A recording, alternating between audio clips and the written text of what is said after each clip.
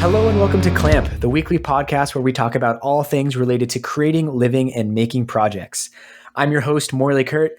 Joining me as always is Adam Mackey. Unfortunately, Grant can't join us today because he's somewhere without internet. But in his place, we have the wonderful Dave Bauer to join as a co-host. What's up, Dave? Oh, hey. How you doing? I'm doing good. Awesome. For the people who may not know who you are, do you want to give an introduction and tell us a little bit about yourself? Sure. I'm just basically a generally creative person. I'm always trying new things. You can find a lot of my stuff on Instagram mainly, where I share basically art and other projects that I do. Right now, I'm doing a lot of block printing and screen printing projects, and that's about it. So. And you're also making waves on the maker podcast scene. That's true. Yeah, I started a podcast mainly about the connection between problem solving and creativity. So it's pretty fun. It's called Making Problems to Solve.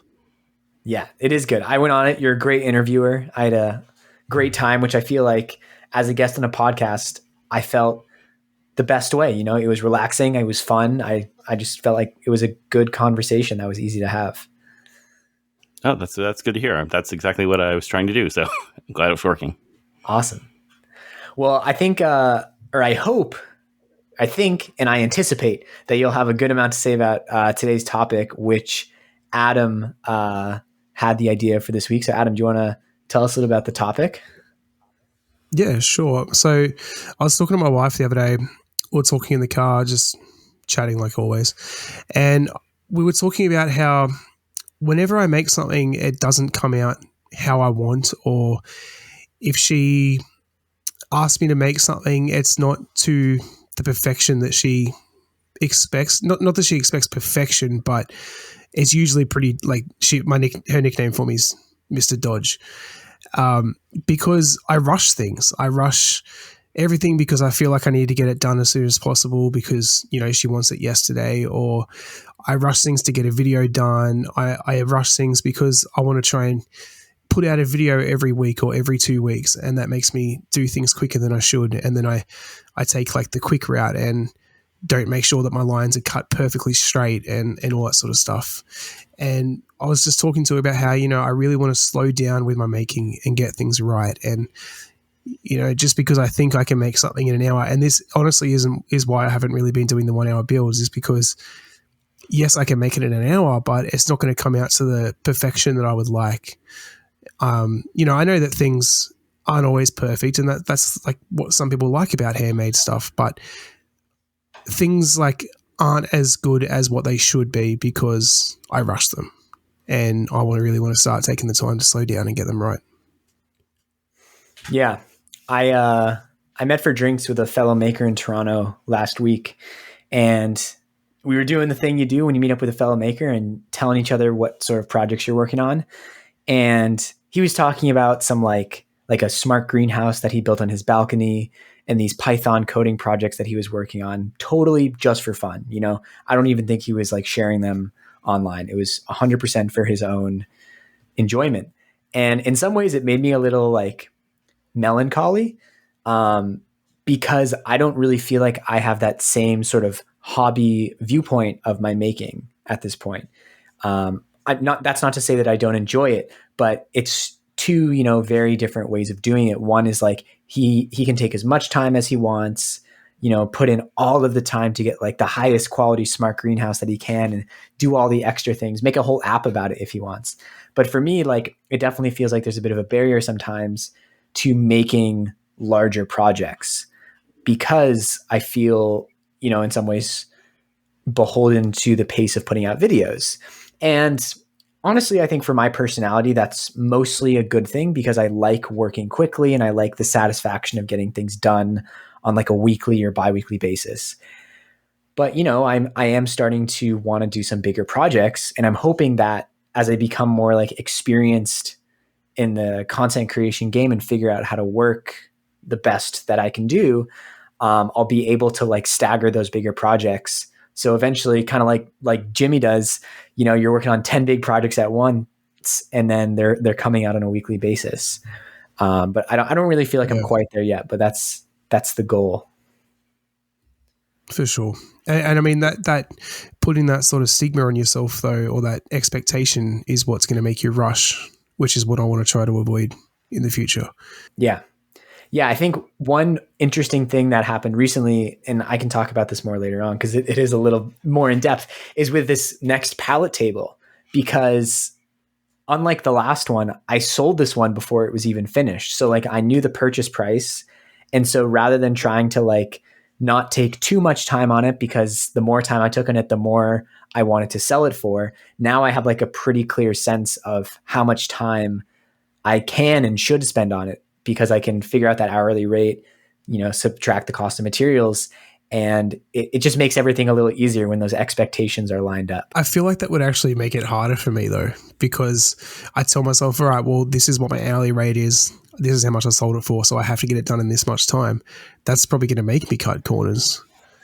Not cut corners, but, if it's getting close to time, I'm like, oh, I'm going to get this done. Yeah. I think for me, like, if it gets to that point, I'm just going to spend more time on it, because I don't want to disappoint this person, and it'll just end up being a lower rate. Because for me, it's like, the video is going to be, I'm pretty sure this episode will come out by the time the video is out. If not, the Clamp listeners are getting a sneak peek. The video is going to be something like turning a free pallet into a $1,000 desk. So regardless of how much time I spend on it, it's going to be a $1,000 desk. It would be nice if I spent not so much time on it that I still had a reasonable hourly rate, but there's a chance that it might take me a bit of extra time. All that being said, I'm almost done the project at this point, so I have like a pretty good sense of how much time it's going to be all together, and I'm happy with that. Yep. Yeah. So the person that bought the table, do they have like a rough idea of when it should be done, or you just said it'll be done when it's done? No, I told them this coming weekend. So we're recording the podcast on Tuesday, and when we were talking last week, I was like, yeah, I should have it done within a week. So I actually got I was talking to Total Boat to send me some finish, and because of the timeline I set for myself, I don't think, well, I'm not going to be able to use their epoxy, but I hopefully still should be able to use the top finish that they're sending me, assuming it arrives tomorrow or the next day. Yeah. But I'm like, I told them, and it's like, I was totally transparent. Like, my priority is getting this table done this weekend. If I can't use the finish on this one, I'll use it on the next pallet table. Right. How do you feel? Do you have a good handle on what the customer's expectations are for this table? Because you haven't built it yet, and the last time you sold one, it was already done. So, yeah. So, I mean, usually when I'm making something for someone, I'll ask for inspiration photos. So she sent me like 4 photos of desks. We were like, I said, oh, this one is great. Like, I can definitely find those legs, and we sort of decided on that design. So, like, the picture she sent me, I'm pretty much making exactly what it looks like. I mean, it's a very similar style of top, and it's basically the exact same legs. So I feel like the expectations are there. She's also very descriptive of what she wanted, but she's also like, she's honestly kind of like the ideal customer. She's like, this is what I want. But then when I went back to her to like confirm some details, she's like, honestly, you're there, you're going to know it best. So just do what you think is right. But I also am sending progress photos like every day or two, just so there aren't any big surprises. Because even if someone agrees to the dimensions of a table, they may not have the best sense of what those dimensions actually mean or what they will look like in their space. So yeah, I'm sending those photos to try to manage expectations, and there shouldn't be any surprises. I feel like this is more of what I can relate to with the expectations after. So I've done 2 commissions in the past. One was the van that I did for my personal trainer, and the other one, I made a set of drawers for the back of a Land Cruiser for a fridge and everything for someone, which I never put the video out because I wasn't happy with it.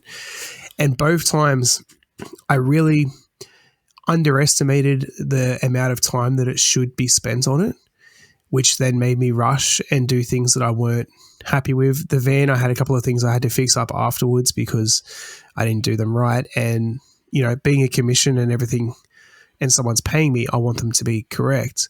And then the Land Cruiser, the guy sent me the link to the fridge he was going to buy, but the link he sent me was to one size smaller. So when I actually made it, and he got it home, he messaged me and said, the fridge isn't going to fit because you've made the box too small. And I said, oh, I'm sorry, I'm happy to fix it. I went off the link that you sent me and all that sort of stuff. But just things, this is the stress that comes with me with commissions and stuff, is that things aren't going to go right. And then I feel bad, and I feel, if things aren't perfect, it's just not worth my time and effort. I don't know.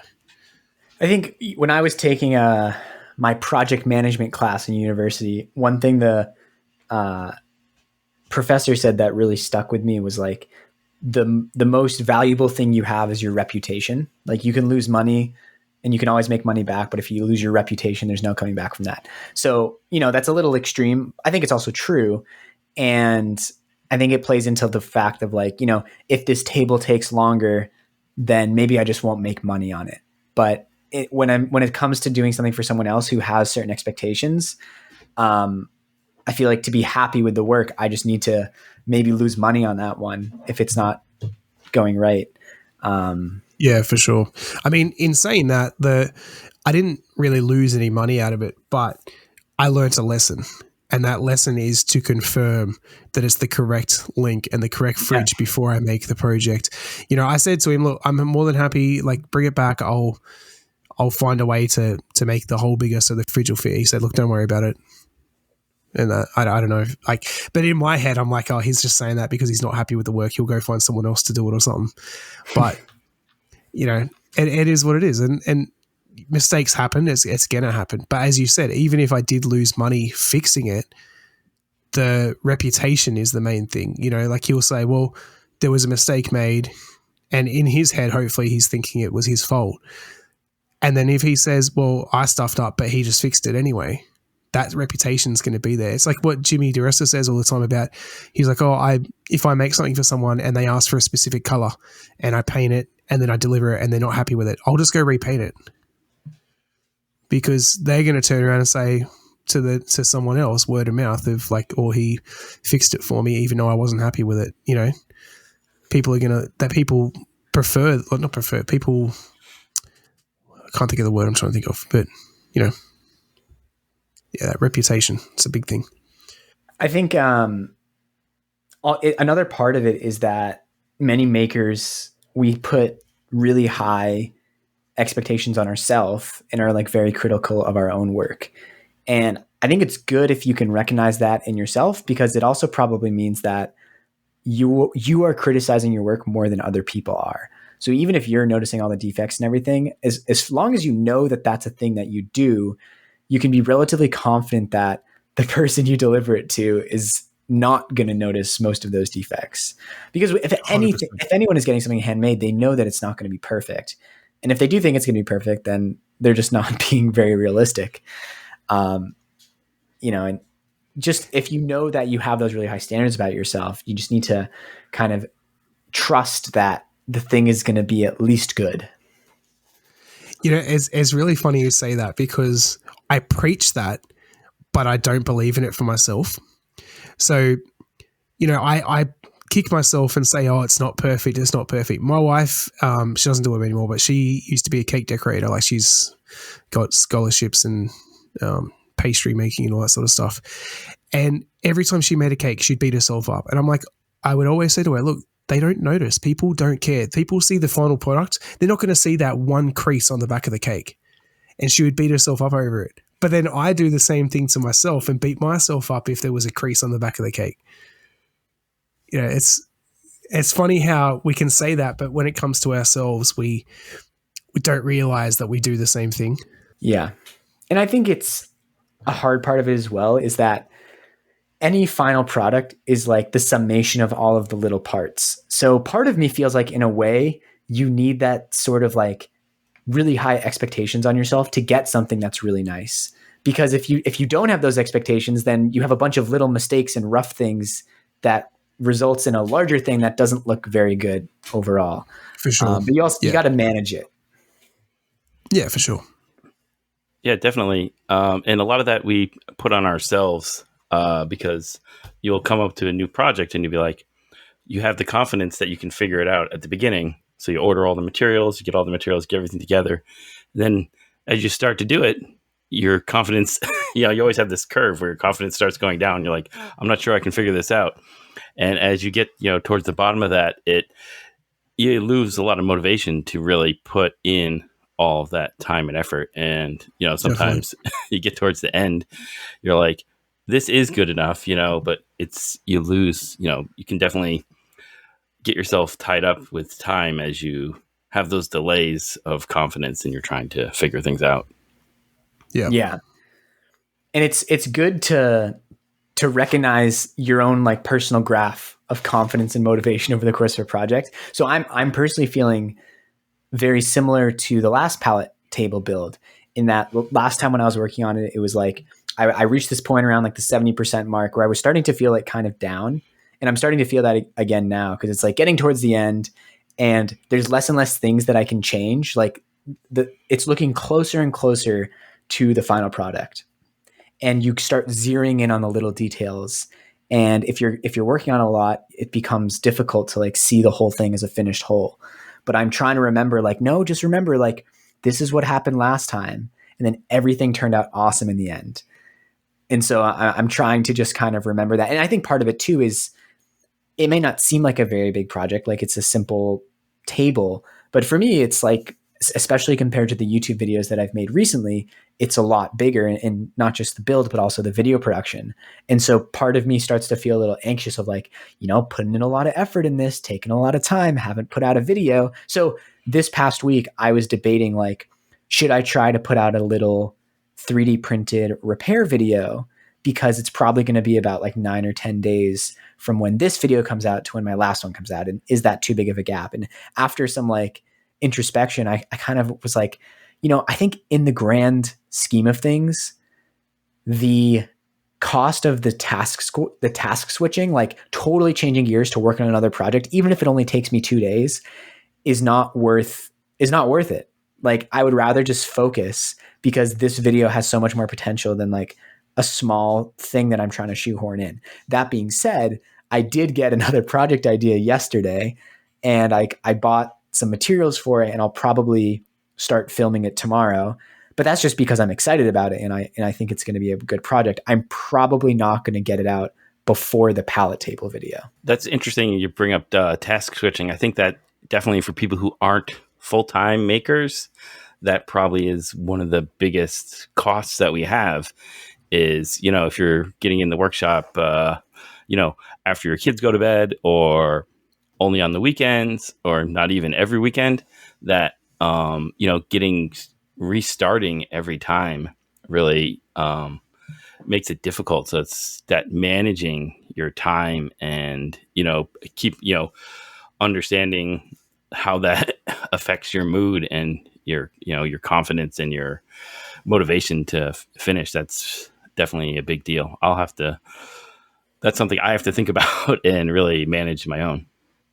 Yeah. Like for me, as I've turned to full-time making and content creation, it's changed my work patterns a lot, because I used to edit after work and work on projects and into later in the night. But now I'm so productive in the morning. Like I'll get up in the morning, have breakfast and coffee, like even sometimes before that, and I'll just like edit for an hour or two. And so because that time is so valuable and I can get so much done, like I almost don't even try to do it late at night anymore, because I'd rather just get that rest and then be able to work for like a solid 4-hour burst in the first part of the day, rather than like do these little bits, which sometimes is nice. Like for really tedious tasks that don't require much thought, doing it in little bursts can be nice. Like, you don't want to let your house or your apartment get super dirty before cleaning it, because then number one, you're just spending a lot of your time living in filth. And number two, then it's like a full day of cleaning. So would you rather do a full day of cleaning, or would you rather clean a little bit every day? But if I'm making a video, I would rather spend like an entire day just working on that video, because then I have like a really good sense of what it feels like. I don't have to remember each time I come back to it and be like, wait, what did this part of the video feel like? And again, like there's pros and cons to that as well. Like sometimes it's good coming back to it after spending some time away from it, because it'll make me remember things. So I have to balance that. But for the most part, the less task switching I do, the better. That the cleaning analogy is huge to me because I would rather do the little bit of cleaning here and there, but then I don't. And then I have to do the full day of cleaning. And I feel like that's so relatable in the shop of I could do little things here and there. I mean, I had yesterday, I probably had 2 hours before I had to go get the kids from school. And my wife said, "You're going to get something done in the garage." And I said, honestly, by the time I get everything out, it's going to be time to pack it all back up. No way it would have. I would have probably actually got the project finished. But I told myself that I couldn't. So now I expect that I need a whole day to get it done. Where I could have just got, even if I just got half of it done, I would be halfway there. Yeah, I definitely see that too. And every once in a while, I'll do that. I'll start a bunch of projects and I'll do, okay, I'm going to do 15 minutes of drawing or whatever, towards the end of the day. And I'll keep that up. Maybe I'll do it for a week or a month, sometimes a little longer, shorter. But yeah, it's definitely developing that habit of, always making some progress is really important. For sure. So something that I find is like the little things like cleaning or like cleaning after a project, or for me, some of those things are like entering things into my accounting spreadsheet or like responding to emails. Like those are things that I can tend to put off for a little while and then can build up. But they work really well in those little like 5 minutes of spare time where it's super easy to just like pick up your phone and like scroll through Instagram or TikTok. So recently I've been trying to start to just like recognize when I have this like little bit of downtime, where in the past I honestly might have just sat around being anxious and being like, what am I supposed to do? Like I'm not doing the right thing. And it's like, no, I have things to do, put that last receipt into the accounting spreadsheet, start the next clamp keychain, I think there's this productivity philosophy, which is like, if something takes like 3 minutes or 5 minutes, do it immediately.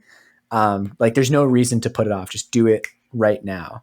I mean, maybe not when you're in the flow of editing a video, but if you're just kind of sitting around, just do that thing that you can do very quickly.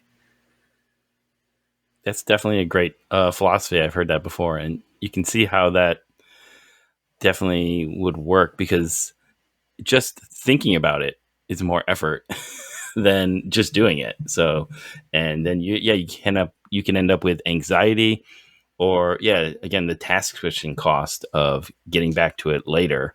You've already used up that time. So it's definitely, a lot of this does seem to come down to managing your time and building those habits for the things that you that are important to you.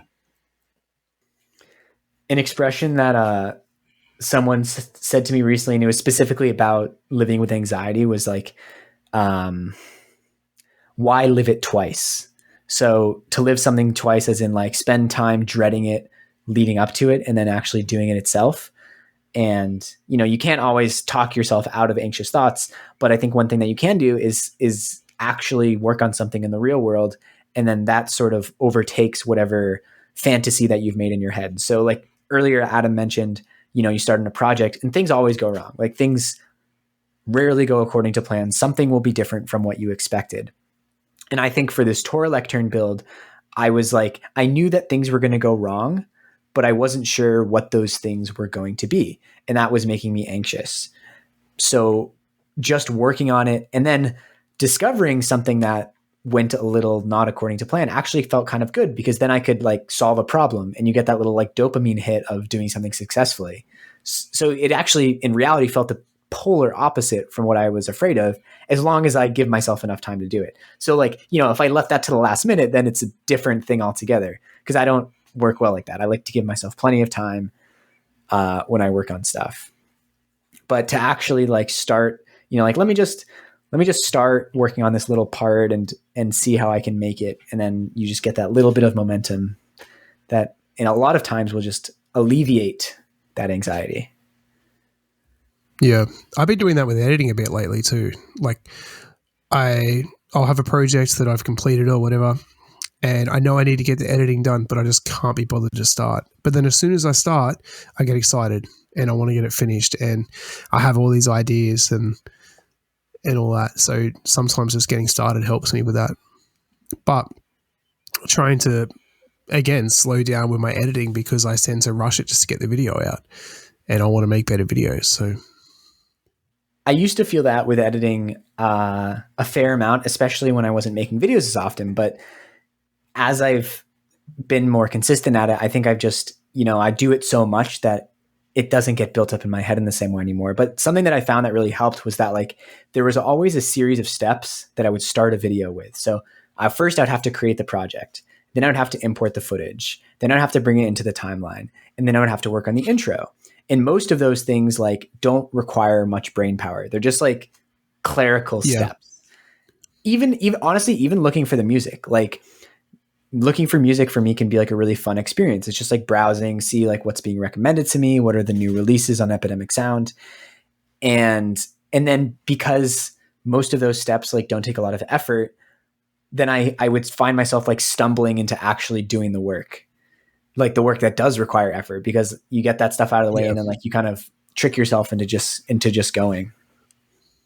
Yeah, for sure. I mean, my editing starts with I import everything and then I'll bring in each track in order and cut them down to what I want, like a rough sort of cut of what I want.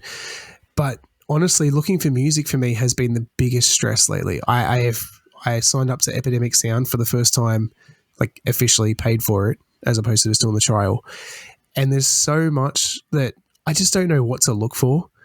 I have an idea of what I want, but I get overwhelmed and then I just stop looking. And then next thing I know, I need the music, but I don't have it ready. And yeah. Have you checked out any of like the curated or thematic playlists, like music for documentaries or music for like cinematic movies? Yeah, but see, all of it's usually like vlog stuff and movie stuff. Like there's not really like no website have I found yet makes good, like a good playlist for woodworking. But that would be different for everyone. So like what sort of music would be your woodworking music playlist? That's what I mean though. I don't know what sort of music I want. And yeah, as you said, it depends on the person because like, some people do theatrical sort of woodworking videos. Some people do more intense. So it depends on the sort of video you have. But I don't know. This is what I mean though. Like I get so overwhelmed that I don't know what sort of music I want, that I just don't know what to look for. And then it's such a stress to me. But like music to me is life. Like I can't love music any more than I do. Like music to me, if I'm in a bad mood, like music will bring me up. If I'm in a music to me is just everything, but it's such a stress. Well, and that probably also makes it harder to find music because you put so much weight on it that you feel like you need to find the perfect track. So, I mean, what might be most helpful is just choosing something that feels okay, because that'll at least get you playing with it and you'll start to realize like characteristics that you like and don't like. So for my videos, for example, I found that I needed songs that had more bass because they made the video feel like they had more like depth, and they almost made them feel like more cinematic, more like kind of like a Casey Neistat video. You're like, oh, like this feels like a real song. I found that like if I had songs that had like too many high tones, it didn't feel as like legit. And finding songs that had more bass like really felt like it added a lot to my videos. I feel like you and I have very similar ideas of what we want our video styles to be, in the sense of like like the constant music changing and like the Casey Neistat sort of edit. And that's sort of like the style that I've always wanted to do for my videos, but just didn't know how to do it. And then after watching some, I've sort of realized that like what I need to do. But again, that just means more music I've got to find. Yeah. Well, yeah. And I don't think I found that style until recently. I mean, it was really the first palette video that I kind of tried the music switching a lot for exactly.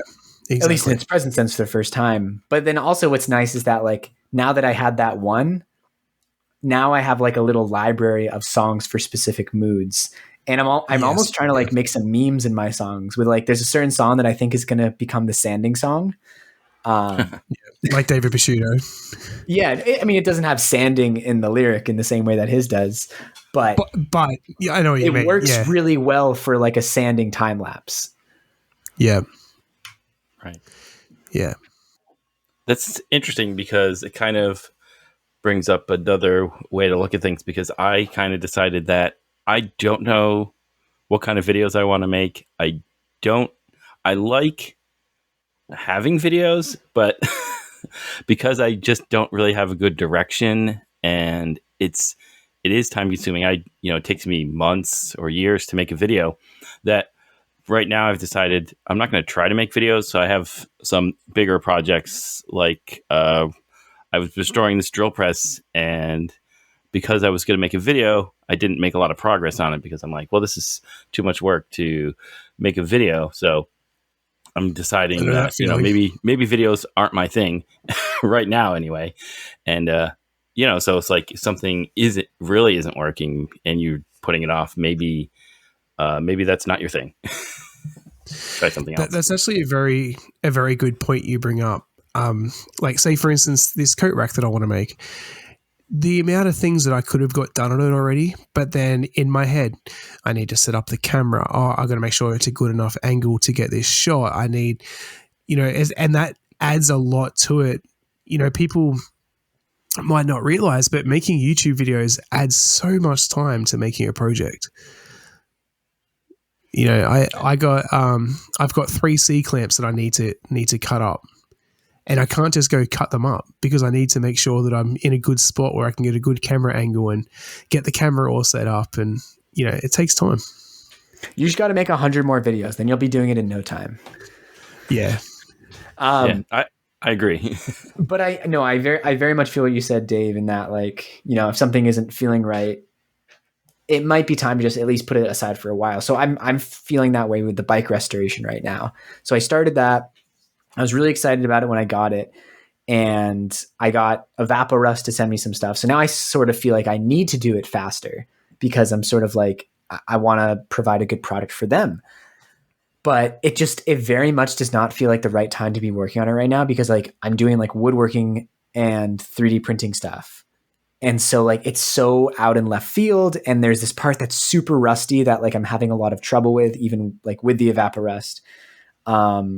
So I'm sort of at the point where I'm like, I think I need to like put this down like for an indefinite future. And realistically, that's probably gonna be like a week or 3, just based on the pace that I work.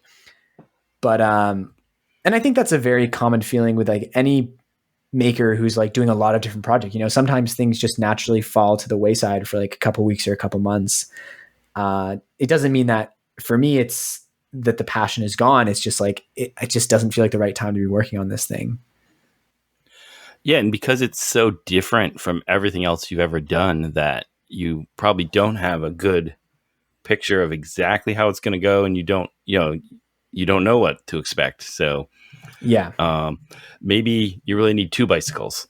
So you just do one and just do it in the background until then now you have a good idea. So then you'll know exactly what the video is supposed to be on the second one. Yeah. And I think like for something like this for me is a project where doing little bits is good because then I get some fulfillment out of it, but it's really hard to spend a full day on it because like you said, I don't have a good prediction about how it's going to go. Like there's a lot of just looking at it and thinking, well, now what? Right. So maybe it is hard. Sorry, I was going to say it is hard because a lot of the things we do is for the first time. Like a lot of our projects are the first time. It's not, you're not batching something out and you can go, all right, well, I've made 3 of them. I know how it's going to go together. This is like, and then make a game plan of what you want. Well, since we do seem to be approaching a natural conclusion, is there anything else you guys wanted to say around this topic before we moved on? Not really. Although I did just think about how I was saying about setting up camera and stuff, that I think I need to make some Morley jigs and have them set up around because honestly, your words, not mine. Yes, I have been I've been packing my camera away I've got like a bag that it goes into, and I realize now it's only just hit me now after saying it that because I've packed my camera away, it's so much more effort to get it out and get the shot set up and everything. Whereas before, I just had my camera sitting on the tripod in the garage all the So I would not recommend keeping your camera on a tripod. I learned the hard way that a tripod is not a good camera storage place, but I would recommend keeping your camera on a shelf so that you can grab it whenever you want and not in a bag. Yeah, I'll rephrase. I didn't leave it on the tripod, but I would have the tripod set up with a quick release so that I could just quickly put the camera on. Yeah.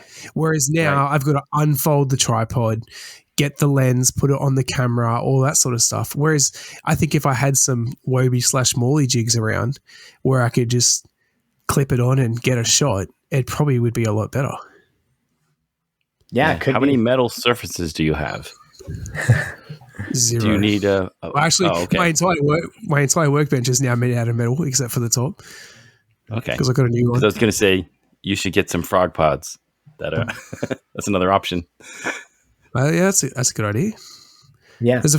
I'm going to be completely honest, and I'm sorry, but I don't really know much about FrogPod. Do they hold DSLRs or just GoPros? No, it'll hold a DSLR. It depends on exactly how big it is with the lens and stuff. But he put a big camera on there, I think like 9 pounds or something, and tested it. Yeah, that's sweet. Cool. I posted an Instagram story this week asking for tripod recommendations because I have 2 tripods. One of them was given to me because my first tripod, the plastic Walmart one, broke. And that one was okay. And then I left that one at work and I needed a tripod the same day. So I bought a really cheap one off of Facebook Marketplace that's some like Amazon Basics tripod. And it's getting to the point where it's like such a pain point that I'm like, okay, like let me just buy once, cry once, get a nice tripod. So I got some good recommendations. I think I'm going to get a nice tripod and then also a motorized slider so I can get some cool, sleek time lapses. That sounds cool. I like that. Yeah. I'm extremely happy with my tripod. It was like $150 off eBay. Nice. But when I bought my DSLR, I'm like, I don't want to cheap out on a tripod. I got really lucky. Mine was like $1 at a garage sale, but it's probably like a 40-year-old, but it's a professional like grade tripod. It's super heavy and stable. So nice. It works great for my tiny camera. There you go.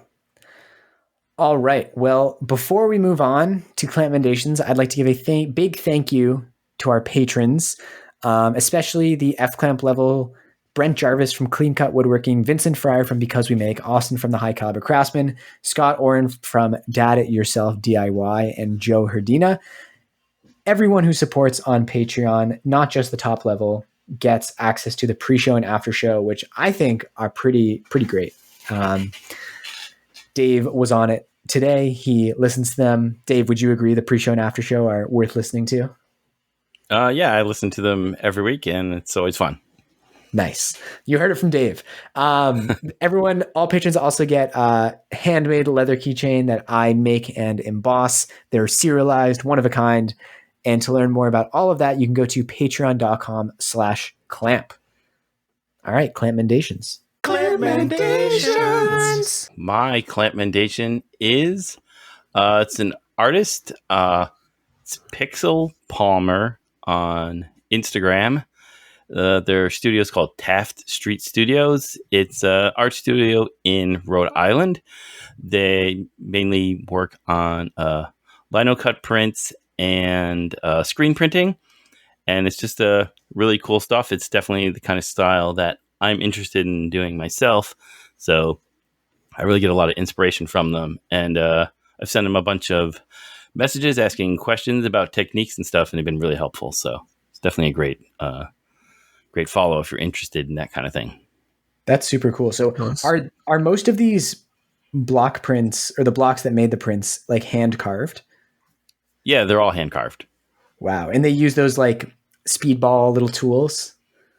Yeah, it looks like, they're just using the speedball ones, which are super inexpensive. And a lot of the blocks are like this pink rubber stuff, which is a lot easier to carve than linoleum. But for me, it's really hard to get really good details, but he's really got the technique down. So that's what I'm planning on working on and trying to catch up to him. That's super cool. I love the look of block prints. Like it's such a unique look that you can't really like replicate. It's where handmade looks good. Yes. It's supposed to. Yeah. All right, Adam, what about you? So for anyone that has been living under a rock, I recently got a motorbike, and my clampmentation for this week is going to be a YouTube channel called Yami Noob. He's pretty big in the like motorcycle. If you watch motorbike videos, you've probably seen him before, but he does like a lot of videos on like not just beginner stuff, but like things that people do on motorbikes and why they do them, and you know, different gadgets and stuff. And yeah, he's just really informative. And he gives away bikes like every month, multiple bikes a month. So just check him out. That's cool. Very cool. I listened to a really good podcast this week, Bertcast number 530. So this is Bert Kreischer, the comedian, his podcast. It's with Mike Birbiglia, who is another comedian. And it was so good.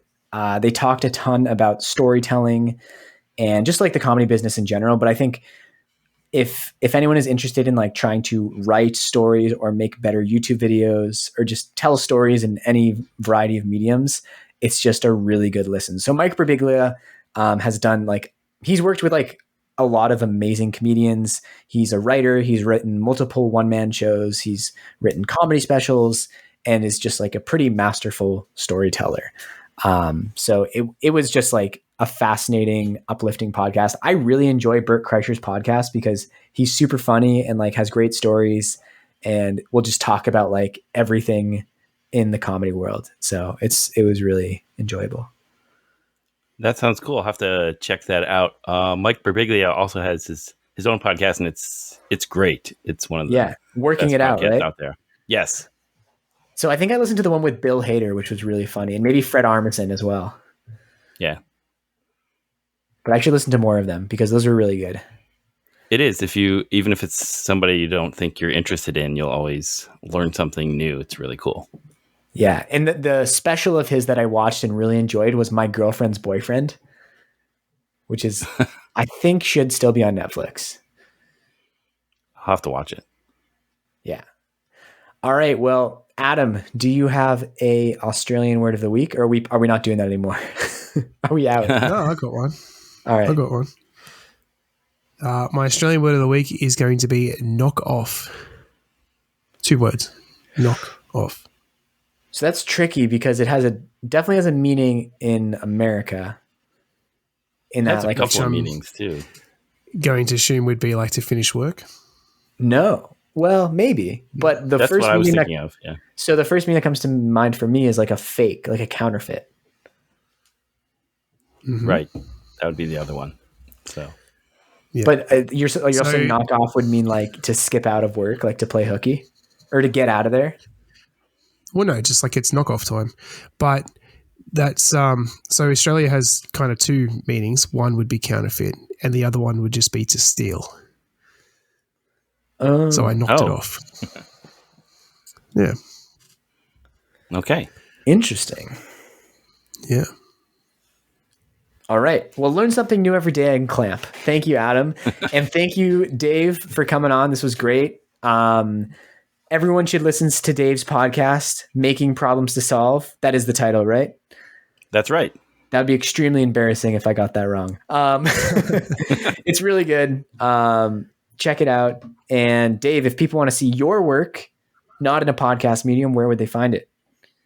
The main place they can find me is on Dave Bauer Art on Instagram. You can check out my website, davebauer.art. I might update it someday. Thanks a lot for having me on. I really enjoyed this talk. It was great. Thank you for coming on. All right, let's go continue it in the after show. Bye. Bye. Bye.